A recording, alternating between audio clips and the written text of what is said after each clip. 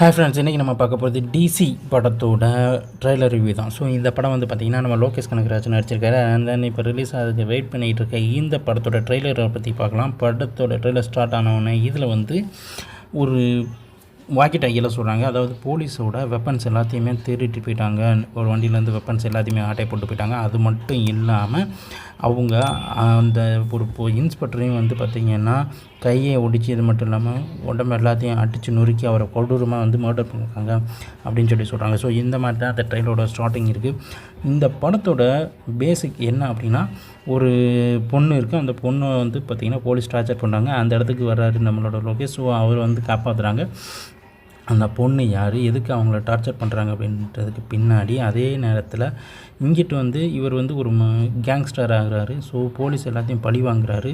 அதுக்காக நிறையா மர்டர் நடக்குது. ஸோ அதை பேஸ் பண்ண தான் இவர் எப்படி கேங்ஸ்டர் ஆகிறாரு, எப்படி அதுக்கப்புறம் போலீஸ் கையிலேருந்து தப்பிக்கிறாரு, அதை பேஸ் பண்ணி எப்படி அவர் பின்னாடி வளர்கிறாரு, அந்த பொண்ணு யார், பொண்ணுக்கும் இவருக்கு என்ன சம்மந்தம் அப்படின்றத கடைசியோட பேலன்ஸாக இருக்குன்னு நம்ம எதிர்பார்க்குறோம்.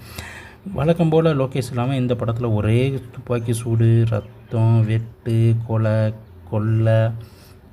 மர்டர் தான் எல்லாம் நடந்துக்கிட்டு இருக்குது. ஏன் லோகேஷ்க்கு வந்து இந்த இது மட்டும் இல்லாமல் வேறு மாதிரி வச்சு எடுக்கவே முடியாதா? இதுக்கு முன்னாடி படங்கள்லேயும் வந்து பார்த்திங்கன்னா ஒன்று ட்ரக்கு, ஸ்மக்லிங்கு இதே பேஸ் பண்ணி எடுக்கிறாரு. இல்லை அப்படின்னா இந்த வெட்டு குத்து இதே தான் எடுக்கிறாரு. ஏன் இந்த இது மாதிரி தான் எடுக்கணுமா?